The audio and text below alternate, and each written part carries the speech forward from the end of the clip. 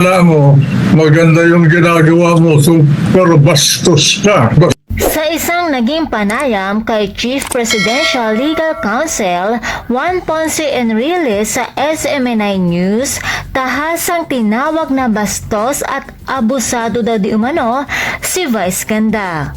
Nagbahagi ng opinyon si Enrile tungkol sa naging hatol ng MTRCB na 12 days suspension sa noontime show na It's Showtime dahil lamang sa pagsubo ng icing cake ni na Vice Ganda at ang asawa niyang si Ayon Perez na nagpakita di umano ito ng kalaswaan noong July 25.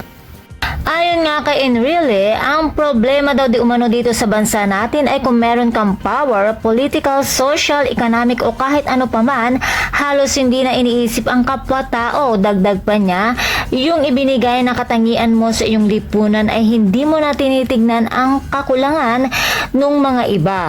Makasarili at bastos daw di umano si Vice Ganda.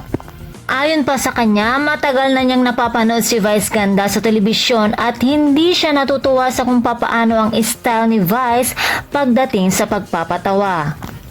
At ayon pa sa matanda kay Enrile, you're earning your living and your popularity sa kabastusan. Agad naman itong shinare ni Rendon Labrador sa kanyang social media account na tila sumasang-ayon sa sinabi ni Enrile at tuwang-tuwa dahil nakahanap siya ng kakampi. At ayon naman sa mga netizens, maghintay lamang daw si Enrile at siguradong magbibigay din ng mensahe o pasaring si Meme Vice sa kanya.